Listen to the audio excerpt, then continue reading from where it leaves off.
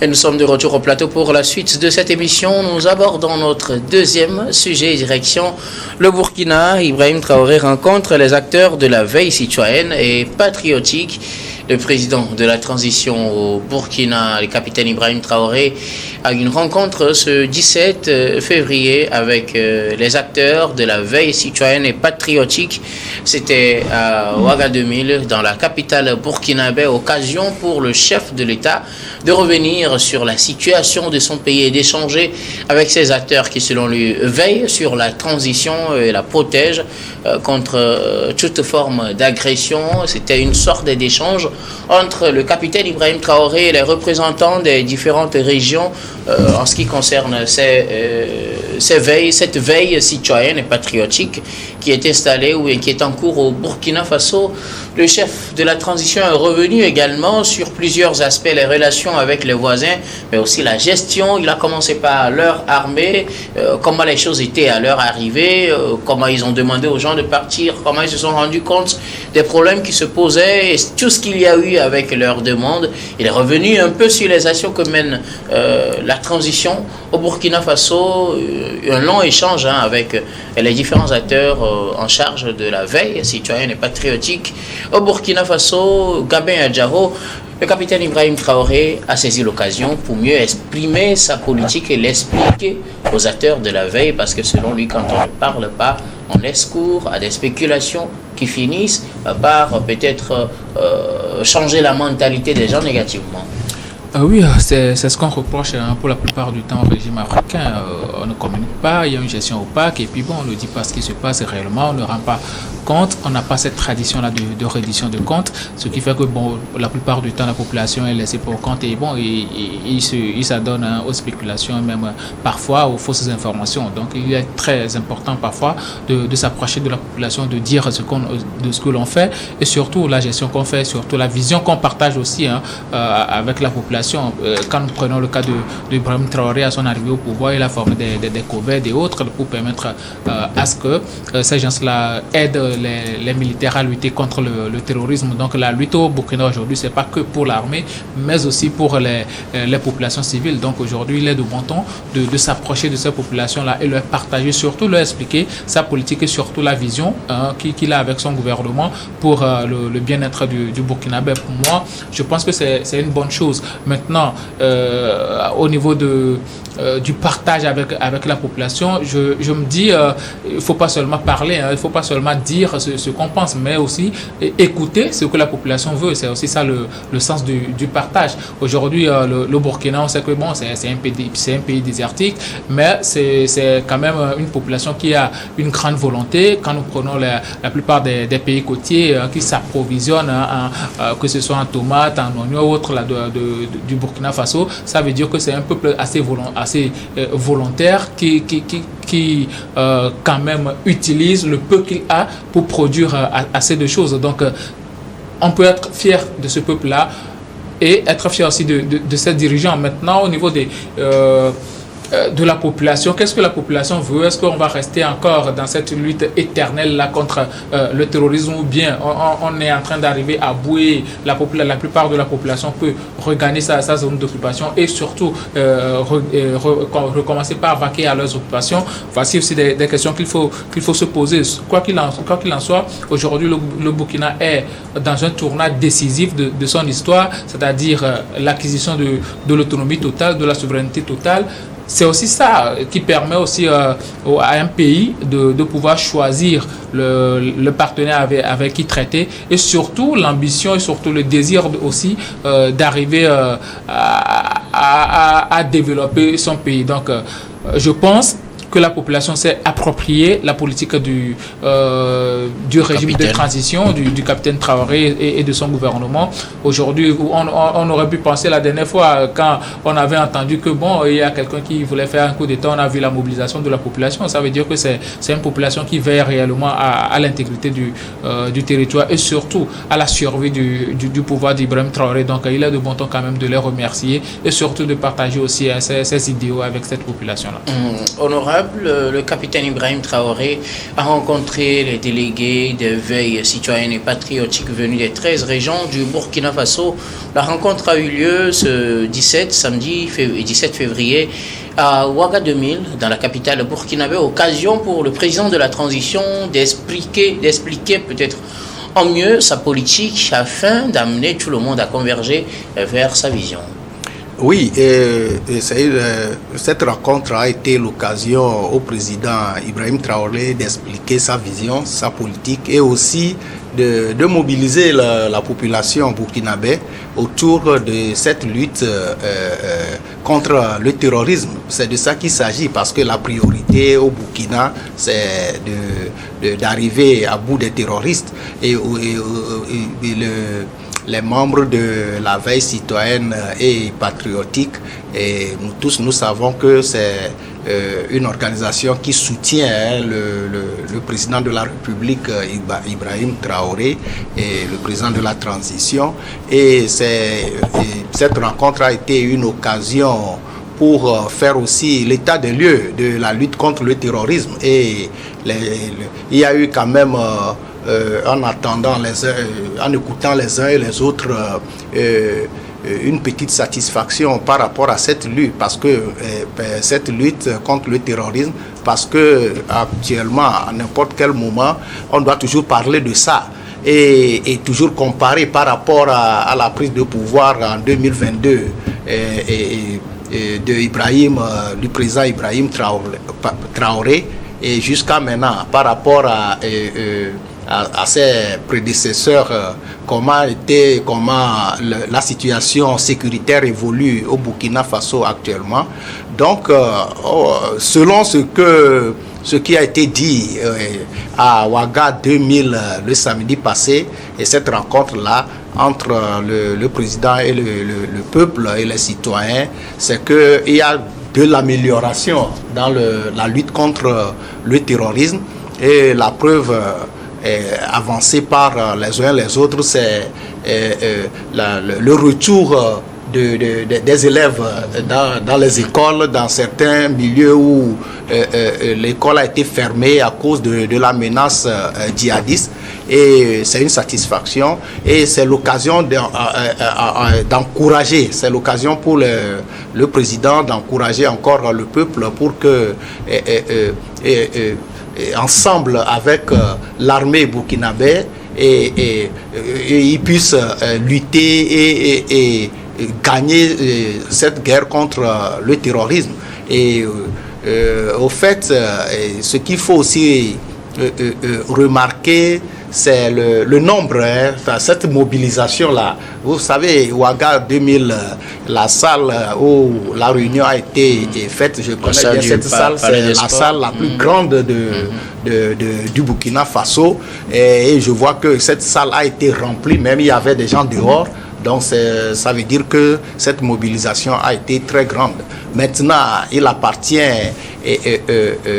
au président Ibrahim Traoré et aux membres de la veille citoyenne et patriotique et surtout et en général au peuple burkinabé de pouvoir garder cet élan et aussi d'être vigilant et de pouvoir être en symbiose avec l'armée burkinabé pour que vraiment la lutte contre le djihadisme soit gagnée le plus rapidement possible au Burkina, parce que ça cause beaucoup de tort à ce pays qui n'aspire qu'au développement et à l'épanouissement de la population. Et nous savons que le terrorisme a porté un coup d'arrêt à tout ce qui se faisait pour que le pays puisse aller de l'avant. Donc actuellement, il y a quand même l'espoir. Et en voyant la mobilisation et ce qui a été dit à Ouaga 2000 la fois passée, il y a quand même espoir, le peuple a espoir que cette lutte-là contre le terrorisme sera gagnée, et c'est ça aussi qui est une bonne note à remarquer. Merci beaucoup à vous, honorable Fioklou Adanglenou, les délégués de veille citoyenne et patriotique ont pris part à cette rencontre qui a eu lieu ce 17 février au Palais de la Culture, au Palais des Sports de Ouaga 2000, dans la capitale burkinabé. Rencontre avec le capitaine Ibrahim Traoré qui a saisi l'occasion pour revenir sur sa politique et expliquer à tout le monde sa vision et ce qui se passe réellement au Burkina Faso. Oui, il est vrai que Ibrahim Traoré, le président de la transition, a rencontré les acteurs de la veille citoyenne et patriotique pour une communication. Et cette rencontre a pour objectif d'expliquer ce qui a été fait jusqu'à ce jour et se référant au capitaine Thomas Sankara qu'il prend comme son repère. Et il a même affirmé ce jour-là que le capitaine Thomas Sankara avait l'habitude de communiquer. Et c'est pourquoi lui aussi est sur sa démarche et a profité de l'occasion pour rendre un hommage aux forces de défense et de la VDP et à toute la population du Burkina. Il a saisi également cette occasion pour dire que l'impérialisme doit être chassé, que le président Thomas Sankara avait chassé l'impérialisme, mais par tous les moyens, il est revenu. Et il n'est pas nécessaire de prendre les ciseaux pour couper le cordon de l'impérialisme, mais plutôt il fallait une hache pour taper sur l'impérialisme une fois de bon. Que la prise du pouvoir par ses soins a été une action salutaire pour le pays. Et l'AES a été fondée et la sortie de la CEDEAO est justifiée. Pour ce faire, il y a nécessité de s'unir pour lutter contre l'impérialisme. Et c'est au cours de cette lutte que le terrorisme et l'extrémisme violent ont trouvé les méthodes néfastes pour tuer les forces de défense et la population civile. Mais au cours de ces derniers mois, des résultats tangibles ont été observés sur le terrain. Ils ont eu des reconquêtes de terrain dans certaines régions. Certaines structures administratives et éducatives ont repris service. Donc, il y a nécessité de porter tous ces faits à la connaissance de la population et c'est pourquoi cette rencontre a eu lieu. Et en voyant le nombre de déplacés pour cette rencontre, ça prouve à suffisance que la population burkinabé adhère à la politique du président Ibrahim Traoré. Alors, nous allons revenir donc au fond des sujets abordés par le capitaine Ibrahim Traoré. Il a touché plusieurs aspects, on ne va pas les aborder tous, mais je voudrais quand même qu'on touche quelques-uns. La sortie de l'AES, de la CEDEAO, ses projets futurs et ses relations avec ses voisins, surtout ceux qui ont décidé de leur interdire l'exportation ou bien l'importation de certains produits de première nécessité. Il dit ils vont s'arranger de telle sorte que dans les années à venir, quand les voisins vont lever peut-être l'interdiction, ils vont finalement l'interdire parce qu'ils seront désormais capables de pouvoir produire ces choses-là. Le Burkina Faso s'envisage dans un avenir très proche, autosuffisant sur plusieurs aspects et n'a pas peur apparemment des conséquences qui peuvent advenir de cette situation, peut-être de retrait de l'AES, de la CEDEAO. Le capitaine s'est une fois encore montré très confiant en l'avenir de son pays. Oui, ça montre un homme convaincu de la décision du retrait de l'AES par rapport aussi aux relations avec les autres pays de la sous-région qui ont quand même décidé de ne plus faire des échanges commerciaux avec eux, notamment qu'ils n'utilisent plus leur port.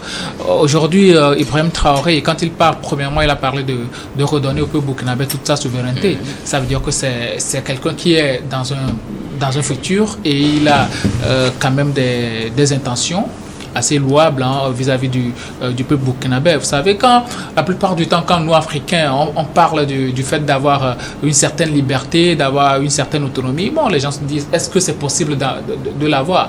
Mais aujourd'hui, le Burkina et même d'autres pays sont en train de le démontrer que c'est possible tant qu'il y a la volonté. Et c'est le peuple qui porte cette révolution-là, c'est le peuple qui doit aider quand même à ce qu'on puisse atteindre cet objectif. Quand on prend le cas de Thomas Sankara, en 4 ans, il a quand même réalisé assez de choses, des barrages et autres, il en a fait, alors qu'il y avait eu un pouvoir pendant plusieurs années qui n'avait rien pu faire.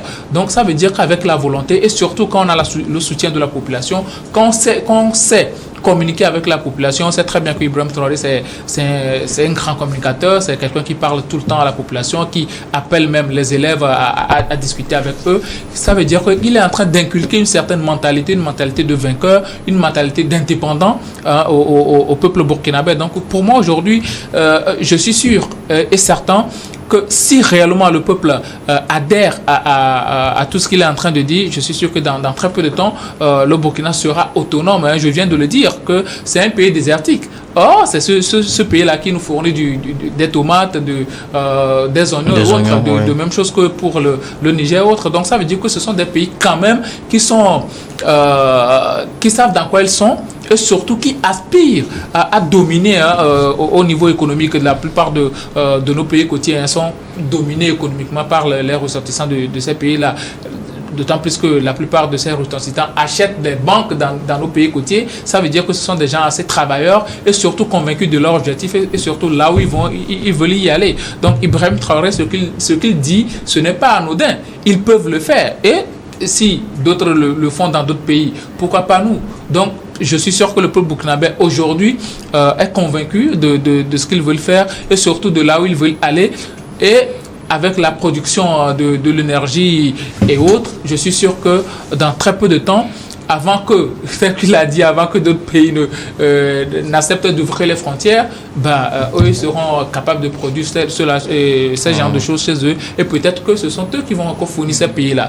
On voit le cas aujourd'hui du Bénin avec le Niger. Le Bénin a quand même ouvert les frontières, mais le Niger décide de ne pas ouvrir. Ça veut dire qu'ils savent ce qu'ils font et savent où ils vont, et l'adhésion ou bien le fait de créer l'AES avec le Niger et le Mali, ça prouve à ce sont des gens qui se sont assis, qui ont réfléchi à long terme par rapport au niveau de développement, pas qu'au niveau de l'autonomie nationale, mais aussi au niveau de développement de leur pays. Et c'est tout à fait louable. Maintenant, au niveau de la coopération bilatérale avec d'autres pays, je pense qu'il faut quand même tout essayer pour ne pas perdre pied avec ces pays-là, puisque l'intégration des populations doit continuer entre les différents peuples de cette sous-région-là, malgré les bisbilles entre les politiques.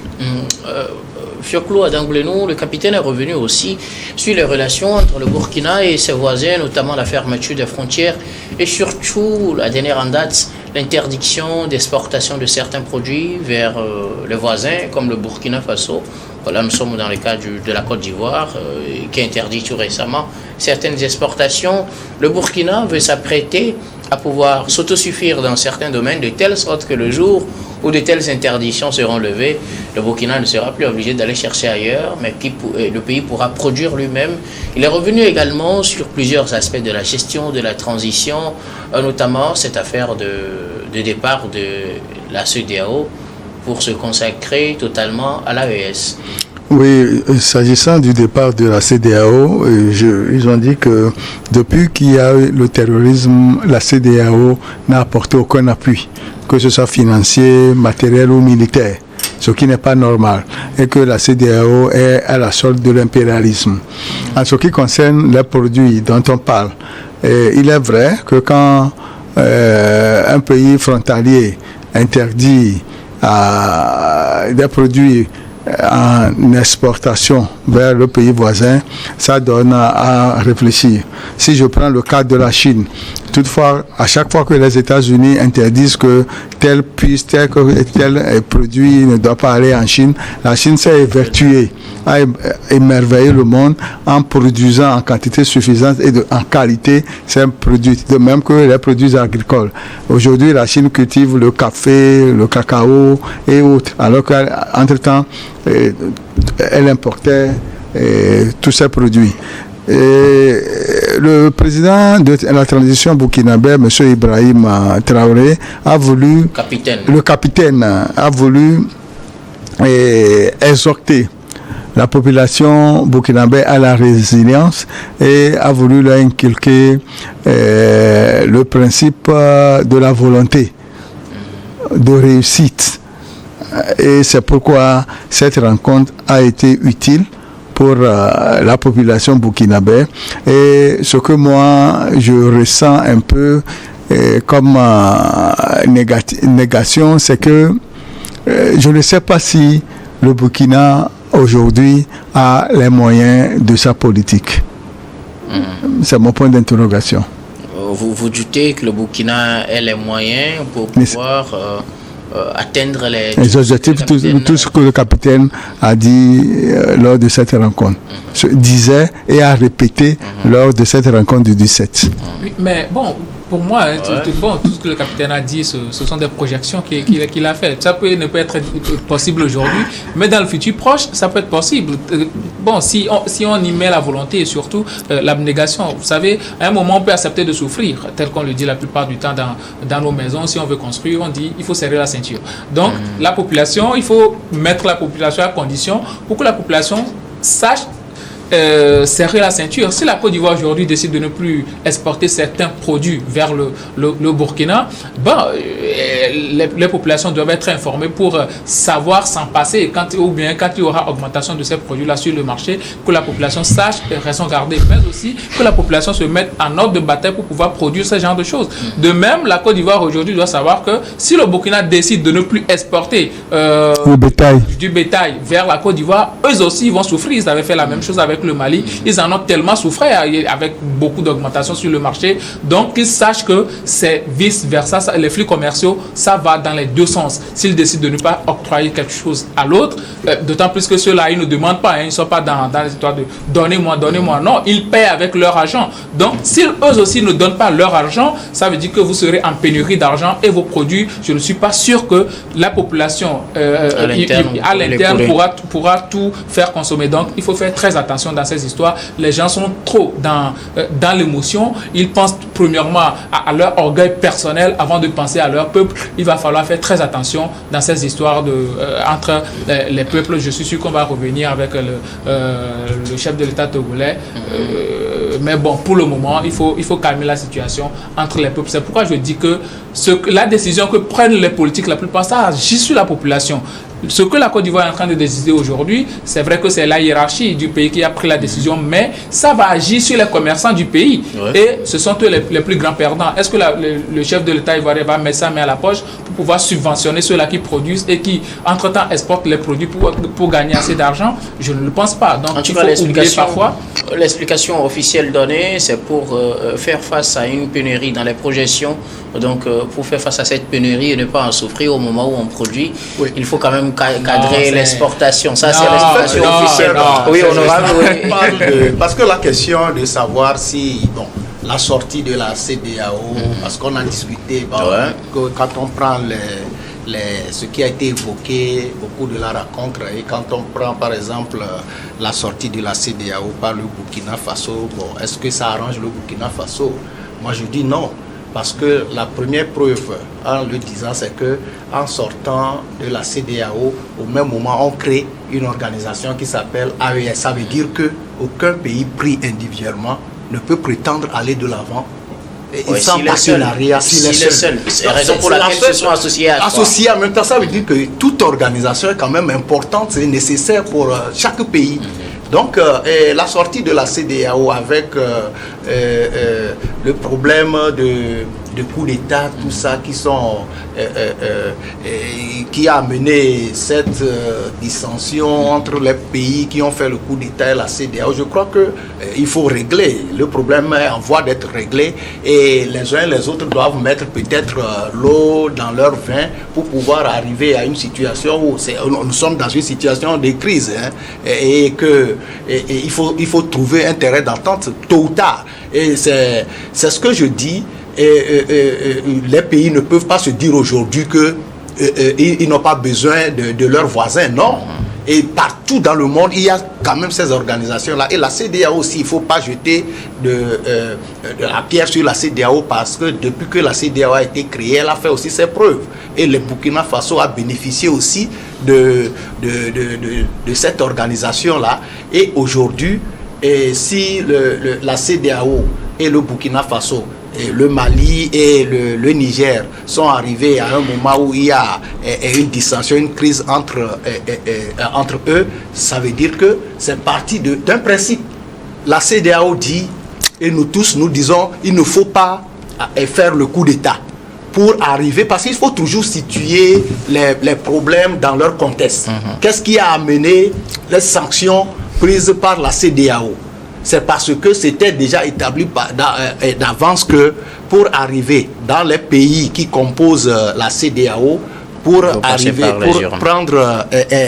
au pouvoir, il faut passer par les urnes. Ça veut dire que c'est le peuple, les peuples de ces pays-là respectifs qui doivent élire le président de la République.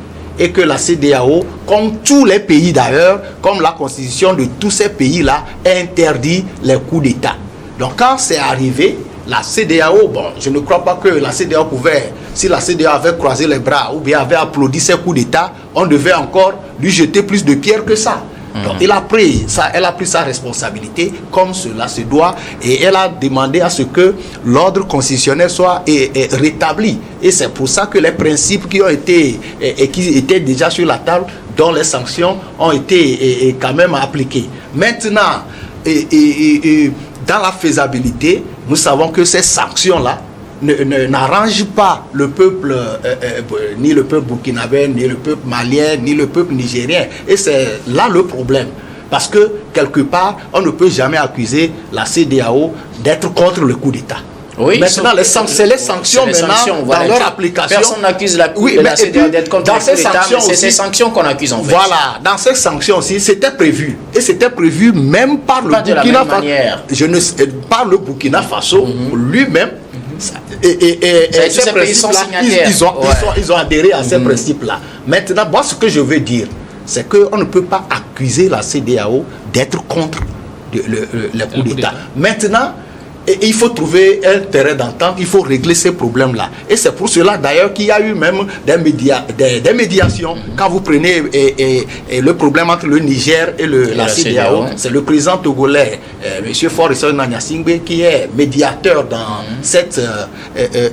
ce problème-là, dans cette crise. Donc ça veut dire que la CEDEAO elle-même essaie de trouver des voies, des mécanismes pour pouvoir amener tout le monde à la raison et à la table de négociation et éviter ça. Parce que le Niger, le Burkina Faso, c'est de lui qu'on parle, le Burkina Faso a le droit de sortir de la CEDEAO. Parce que c'est prévu aussi, et pour adhérer, pour sortir aussi, c'est prévu. Donc maintenant, la CEDEAO aussi a le devoir, quelque part, de faire en sorte que ces pays ne soient pas disloqués.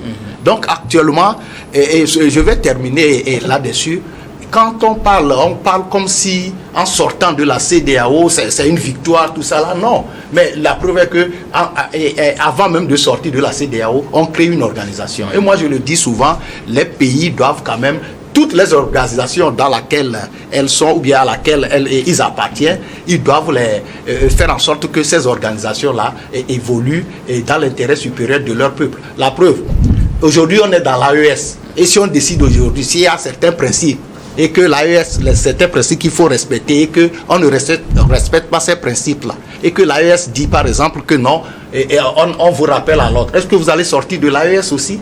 C'est la question qui se pose. Donc, l'organisation, toute organisation, et surtout la CEDEAO, on doit entretenir cette CEDEAO-là pour qu'elle soit toujours